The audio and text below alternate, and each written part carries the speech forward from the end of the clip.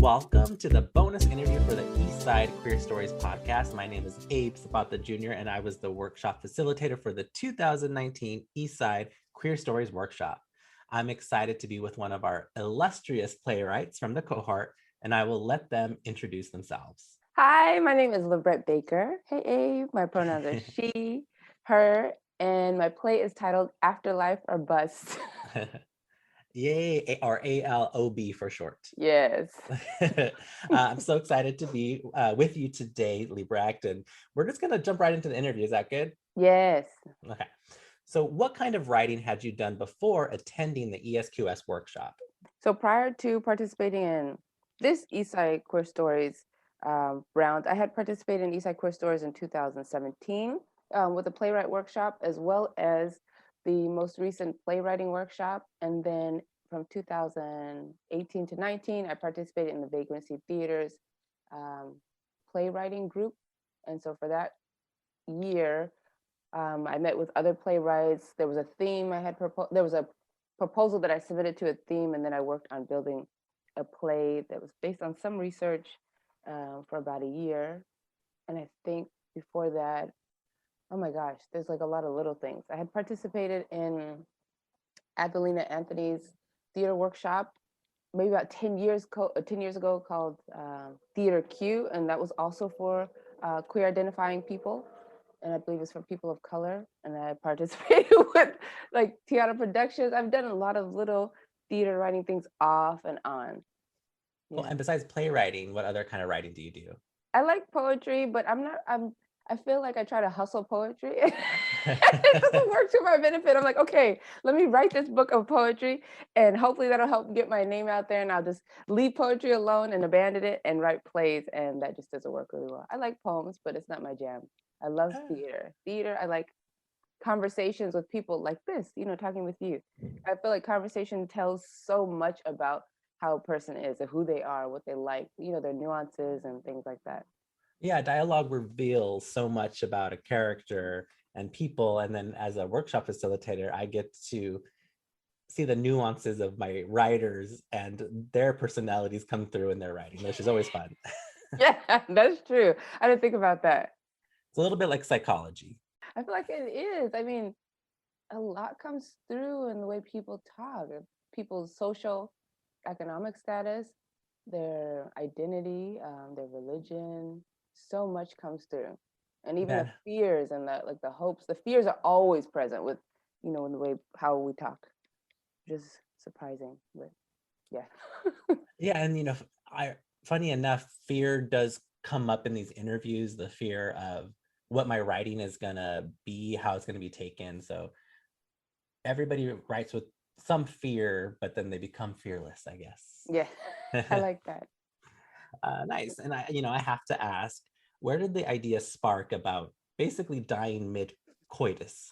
Oh my goodness. So in the workshop, when you were the workshop facilitator, was this in 2019, right? 19, yeah. Oh my goodness. You suggested that we write about things that we either are afraid to write about or we never write about. I never write about sex, but I always write about dead people.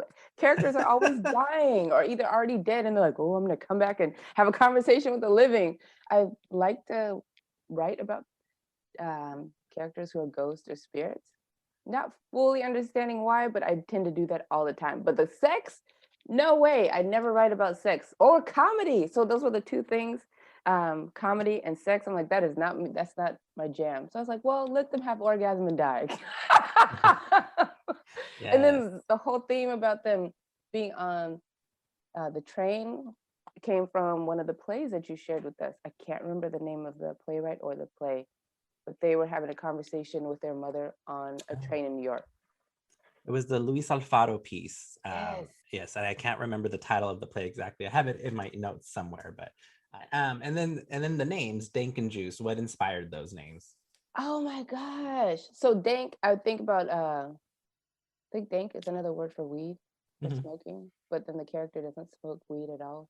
So and then I can't remember oh my gosh, juice is just short, I think dank is short for Danica. It's not really short. And then juice, I believe the character's name is Jessica or something plain along those lines. But since they're queer folks and black, so black people, at least how understanding as a black person, we've always like names like Kishana or Shana or oh, I can't think of any names that may sound particularly odd to somebody else who's not black, but stand out as a way for black people to reclaim themselves. And so since the characters are both queer and black, it's very natural for them to have a name that's different, like Dank or Juice. Yeah, no, there is almost like a celebration of Black culture and survival within the piece. Yeah. And so, how do those themes in general influence your writing? I love being a black person or being a person who's African descent. I just feel so much joy, which has a lot to do with my parents, has a lot to do with my family, the people that I'm around, both black and non-black folks. I love being who I am, and because there's so much anti-blackness present, say on social media or in the news or in academia, since I work as a teacher, there's so much anti-blackness. I I don't want to lean too much into the anti-blackness because it's so easy to write about pain. And there's so many people who get awards for writing about pain. I'm like, well, the pain is there. I can see pain. I have my own experience with pain, or even with history as a young person, everything begins with enslavement. And so I'm like, okay, let me change the conditions of the characters and how they present themselves. And yes, there's pain in the play, but I also want to celebrate. So I feel like if I'm worth being celebrated, and even you are worth being celebrated, or friends or my family is very loving on both sides of both my dad and my mom. Of course, we have our challenges as people. We're complex, like everybody else. But my family tends to laugh very loudly. Everybody's laugh is very deep and gut filled, And so when I write plays, I only write them for Black people, or I hold a space so Black people can see themselves. Now, Black people are not a monolith. We're not all the same. Obviously, all Black people are not queer, or all not what am I trying to say? Republicans and Democrats or whatever party, or Jesus superstar and all that. We're complex people. So I like to take this little bit that is my life, and I tend to grab from it and I put it in the play because I feel like Black people should be celebrated. There's so much, it's so easy just to write about pain. And I do write about pain, but that's not how I live my life. So I make sure there's some survival. I make sure there's thriving in it and there's joy. There has to be joy. I mean, there's so much anti-Blackness available. Like I could just go buy it off the shelf for $4.99. I don't want that. And I don't want people who listen to the play just to be like, oh, another sad play about a Black person's life.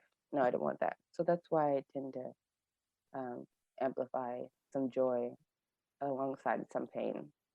Right, yeah, and what ended up happening is that Juice is played by Janice Robinson, and who is Black, and Liz is Dank is played by a Mexican American actress, and then Christy is a Filipinx actor. Yes. And so the play ended up kind of expanding itself to Black and brown voices because did that change anything about the play, or this like the way that things get read?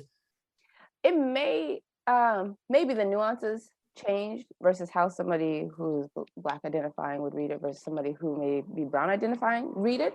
But the fact that the play is read just by people of color and different identities within that spectrum, I'm still super stoked. Like Janice had acted in a previous play, and Christy, saw Christy in another play before, and I was super stoked. I'm like, oh my God. And then Lise, I got to meet Lise for the first time. And when I sat on one of the rehearsals, I was so excited. And they remind me of the power of community. It's much like East Side Queer Stories. I remember Anna had talked about people giving them a hard time about opening it up to people who are not Latinx. Mm-hmm. And Anna did that anyways.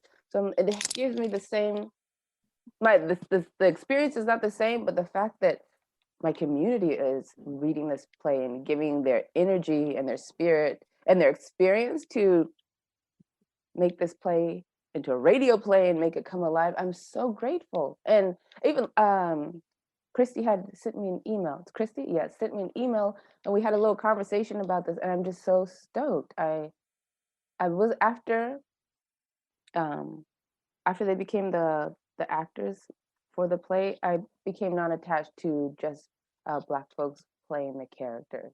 I feel like the experience of like living in a capitalistic society, living in a society that's geared toward cis, straight, cisgender white males, and that is still relevant for everybody. Everybody has to be Christian. Everybody has to make this amount of money, and most of us don't. We identify differently, and so because there's folks that are reading the play who don't identify how I do, but they're still very much my community. You know, I'm I'm really grateful. I didn't really rewrite much, or I didn't really rewrite much of anything other than the instructions that you gave me for clarification. And I know some of them you were able to make on your own, which I'm grateful for, but I didn't change anything. And so I'm really excited to hear the final product. And I appreciate Janice, Lise, Christy, UA, Brandon, Anna, and then I forgot the other two people who are the editors.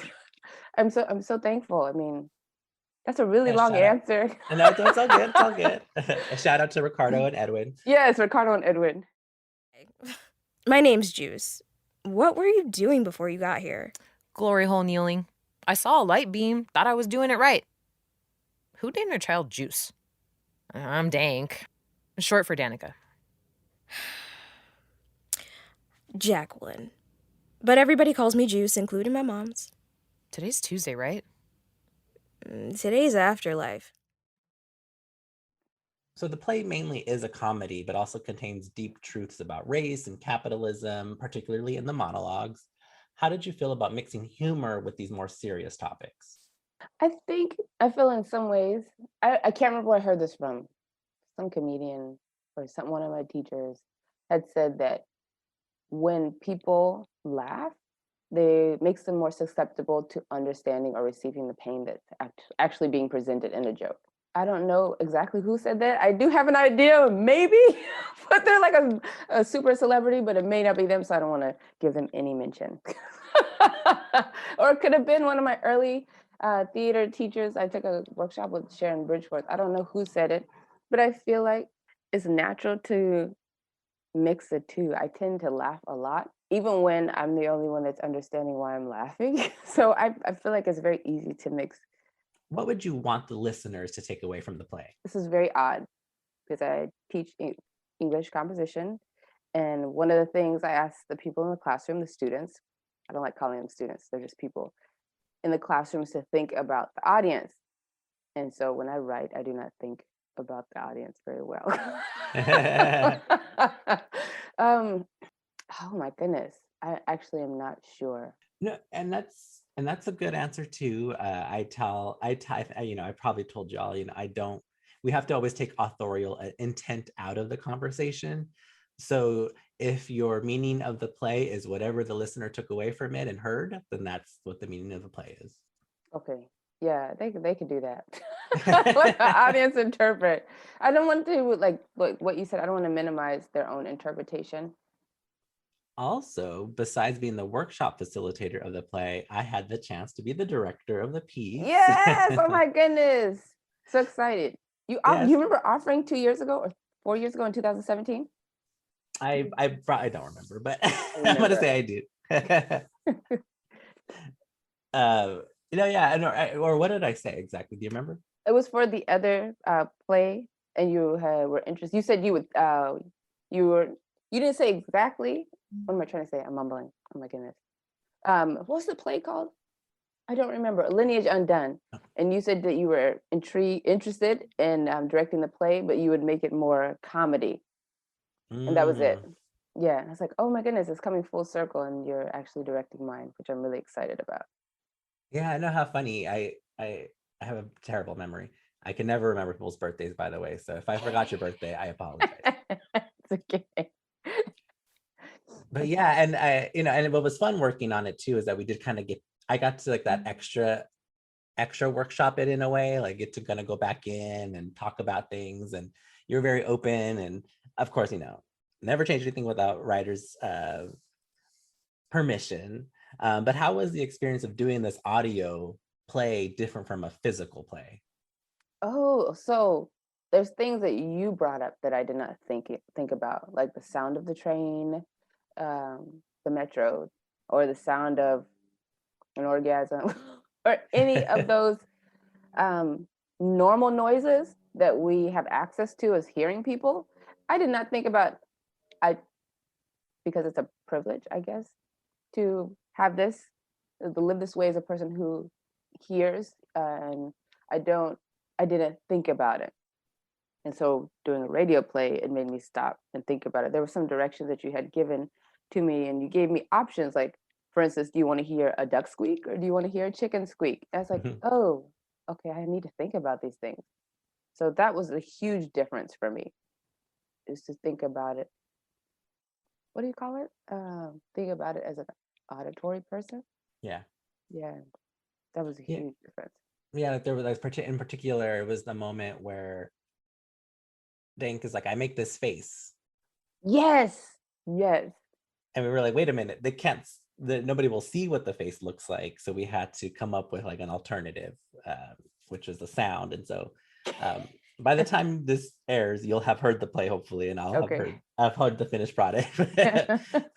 It'll sound like something. Yes. It won't be a chicken squeaking. No, it might be. But I trust Ricardo. They've been doing wonderful work so far, so I have nothing but trust in him. Yay. I will also say that it was different doing things through Zoom. So when I was meeting with Liz and Janice and Christy, doing it through Zoom is just different. And then I also got the opportunity where I was actually in the recording studio with them because I produced it. I was there for all of the recordings. Yes. And so I got that like little extra privilege of being able to be with them live, IRL, with like my double mask on and 6 feet apart. But it worked and it was fun, and I'm so excited for you to listen to it. Oh, I can't wait. Oh, and I can give a confession during the time of the rehearsals. Remember when I asked you if I needed to be there? And you're like, no, it's optional. I was out of the country, and so the time of the rehearsals was it 2 a.m. of where I was in West Africa. Oh, wow. So I was like, you were in Africa? I was in Burkina Faso for another project, and I was like, oh my goodness, let me see if I don't have to attend rehearsals.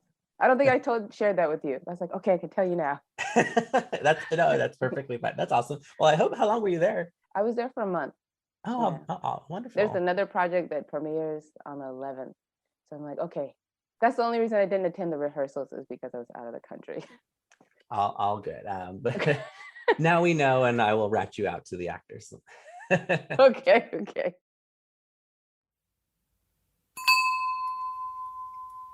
Welcome to the Afterlife. You're here because you died while you were orgasming. Congratulations! You are a Gold Star member. Someone who is part of the non-existent % of the global population that had a sudden cardiac arrest during consensual sex. What did you gain or learn from being a part of the ESQS workshop? Because it's all queer people, and it's all people of color, I was able to just listen and not have to listen and decipher between what is somebody telling me because my characters are all Black or because they're all queer, versus what is somebody actually offering me that I can use for this play? What is somebody saying to me as a person who's part of my community, who has some investment in me because I'm here? And so Eastside Queer Stories helped me just listen. Because I have been in other workshops where there were white people there. And I'm already uncomfortable. I'm already uncomfortable because I know what it's like to have to cipher through I don't want to cuss. I've ciphered through the racism that somebody's presenting when they don't know that they're being racist, or they're talking to me with their stereotypes. As a person who I am, I've learned to talk to somebody about their work beyond the fact of who they are. I can look at the content, and this is what's not working. Here's my question. This is what I like. In Eastside Queer Stories, I'm very thankful for being able to be with us and be with community and feel loved. You know, even if somebody didn't like me, I couldn't tell. Or they hated my play, I couldn't tell, because the intention is there to take care of each other. And on top of that, oh my goodness, you were facilitating the workshop, and your perspective on how you ran the class reminded me of being in a college classroom. I was like, oh, this is different. This is actually the first time where I've had the experience. I really enjoyed the pieces that you introduced. I don't remember all the readings that we had to do, but there was a set schedule and there was the goal. And just like with the previous workshop, there was goals, but this one was ran differently. And not that college is any higher than non-college environments. I mean, because college is just there to make money. I mean, it's not necessarily there for the community. It's, even though it's supposed to be, but it's really not. It's an institution that runs with a middle-class white language and that is invested in white supremacy. And then we go in there and we're like, this is not working. Let's critique this. And we get our degrees and we continue to move on. Yeah, and shout out to Noah, the one white writer. Oh, that's right. Noah blend in. Yeah, exactly. Noah I is completely forgot. Not that I didn't forget about Noah. I forgot that Noah is white. Yeah. See, I just assume when it's more people of color, everybody's a person of color. Blended right in. We were like, yeah. Oh my gosh, I completely forgot. Yeah. You know, yeah. No, it's funny because you say that, but Ale was saying the same thing about critiques in other workshops being about what their characters were doing as Latinas, as opposed to the content. And I went to college, and I do base the way that I teach the workshop through a lot of things that I learned through that program, through the program, going through the masters, but I also had very like experimental, cool professors who happened to be straight white men. Yeah. But they exposed me to work that I would have never come across if I hadn't taken those classes. And they also were very open to me just being me and allowing space. So I just tried to emulate that same thing. And there is gatekeeping around that experience. Yeah. And so being able to offer that to these writers. And so the Eastside Queer Stories workshop itself is of no cost to the participants. Yes. We do that particularly for the Eastside Queer Stories because we want the stories out there. Yeah. And so if you'd like to donate. Y'all got money, you need to donate. $5.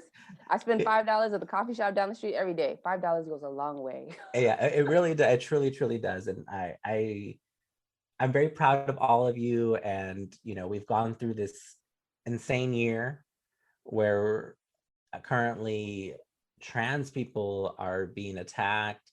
Black folks continually always attacked. Immigrant, you know what I mean? Like, it's just been an assault on us in all ways. And so to do this, to celebrate, to bring some joy even for just 10 minutes is really fun. And you know what? And I'm gonna go back a little bit, because that's something that I don't forget, is that you all are doing free labor. And I know that the emphasis is on bringing people together, but y'all are working overtime. You work when we are not having meetings. You're working when you're not emailing us. You're working all the time, and you're not being compensated for that. And so I hope folks do donate. And I'm looking forward to when y'all get this big grant. I'm putting it in the universe. Okay. You're gonna get this grant called Queer National Funding for Eastside Queer Stories Only. And it's gonna be it's gonna be lots of money so y'all can get your back pay. Because that says a lot about who y'all are and your investment in yourselves and the rest of us. But it's also important that you all are compensated and that nobody is taking advantage of you and your time and your energy. Because energy is everything. We have time, we all have the same amount of 24 hours in the day, but the investment is there. All of y'all have additional jobs, right? You work at the university. Anna does. Brandon, I know he has a job, but I don't know what his job is. And Edwin, and oh my goodness, I'm forgetting the other person. Ricardo, yeah. Everybody has a job, and then y'all are doing this additional thing. So I'm deeply moved. I have a salient feeling about it. So thank you so much. Thank you. And I don't think of it in that way just because of Anna and working with Anna and creating the spaces. And, Anna does provide when they can. And we do pay all of our actors, and we pay our editors, and what we can, of course. We don't have a huge budget. And so for that, knock on wood, and for that national funding for East Side Queer Stories, yes, I it would be amazing. And then honestly, what we would probably do is just like reinvest it back into everything, and then we'd be able to pay everybody like real money, which would be exciting, like to be But able y'all to be already like, paid. Wait, hold up. Y'all already pay people real money. I know, I mean, But okay, I understand what you're saying. yeah, but I need yes, to yes. acknowledge the fact that you're paying people. I mean, some people would do this for no pay, but y'all, what you pay is real. It's giving somebody groceries. It could be a $5 medical bill. It could be a snack. Somebody, you're investing in somebody. You're nourishing them in a way that some companies will not. So y'all are giving people real money. It's paper, right? It's US dollars. True. And I won't, of course, I won't divulge any information, but there are places that try to get us to do things for free. Hello. And we're like, no, we're not going to just give you our labor, right? Because you lack the diversity, that keyword. I was like, well, that's some on torture you. porn right there. That's there you go. porn. Exactly. I'm like, pay us, and then we'll gladly do it, and pay our writers, hire them to be in your show. Then that's that easy. Right. We're like, we don't have the budget for your diversity. Exactly. They always want it for free. We'll get back to you next year. Exactly. But it's all good, and that's also why we do it, because we just want to provide the space. And even just working with Christy, and they sent me the sweetest email after it was all done. And I talked about this with Audrey, and it's like, I don't feel old or anything like that, but I do feel like almost like a queer elder, like almost like a mentor. And I didn't mean to do that. I never anticipated that would happen, but it is nice to be like, oh, okay. Yeah, you're the elder in the making, I mean, I know we have our own elders, but you're an elder in the making. And we need people like you. So who else is going to do it? Some people could do a really bad job. True.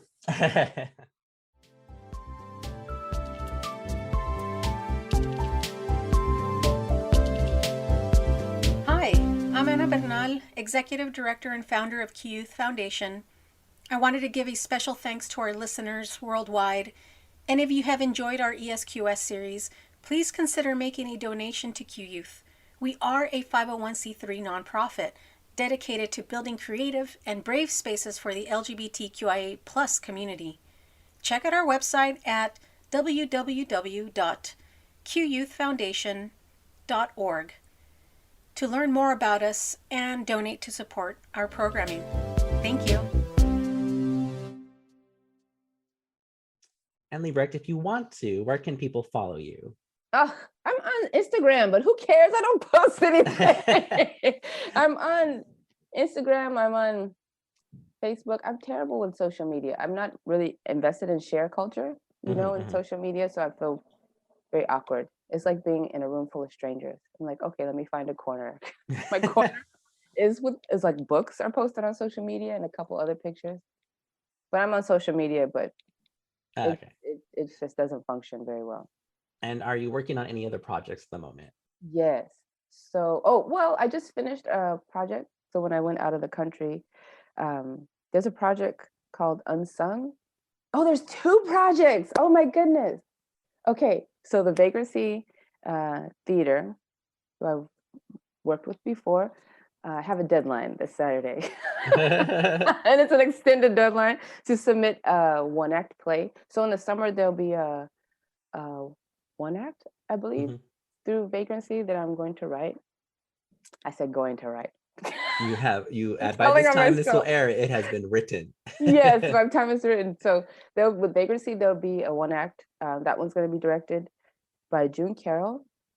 And then when I went to West Africa, I was collaborating on another project with a bunch of dancers. It's called Unsung. And so it's for this artist named Wilfred Soley.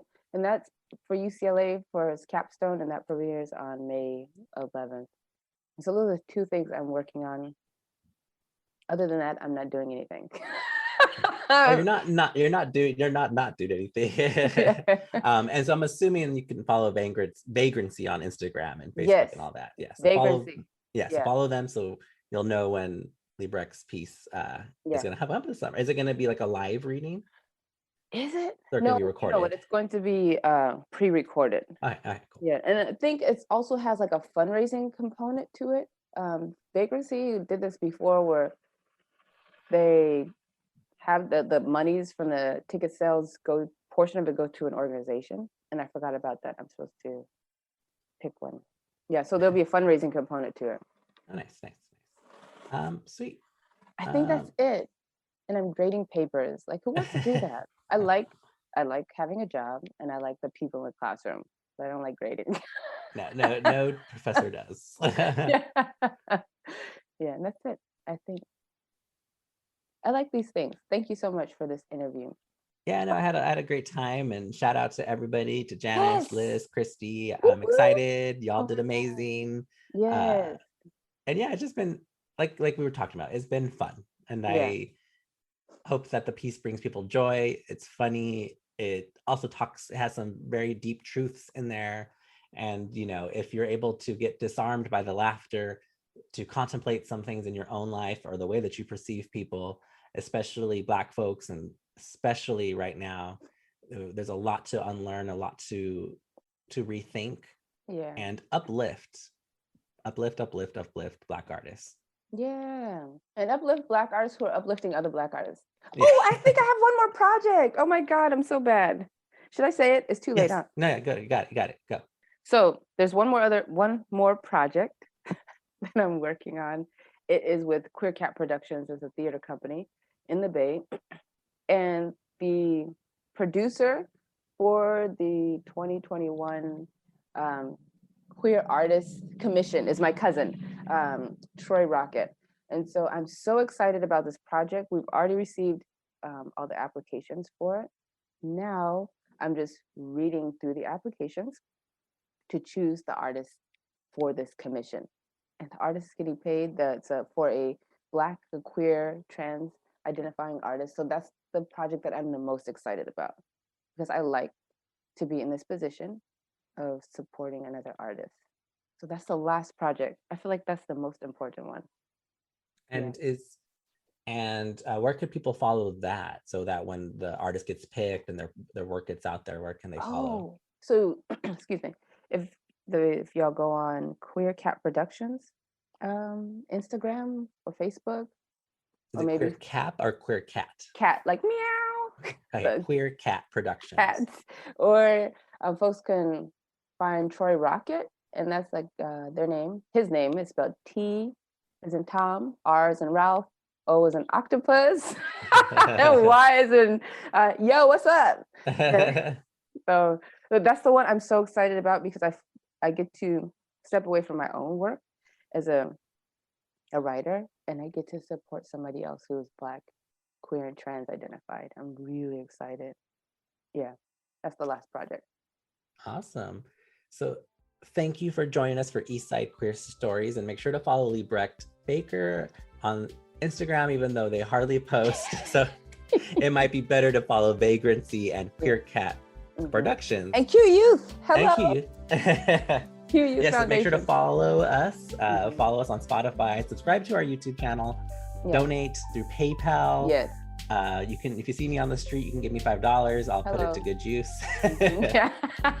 You'll hear my voice and be like, I think that's Abe. I think that's him. Yes. That'd be great. Yeah, All but right. please donate. Oh my goodness. This is amazing platform. Awesome. Yeah, thank you, All right. Abe. Bye. Bye.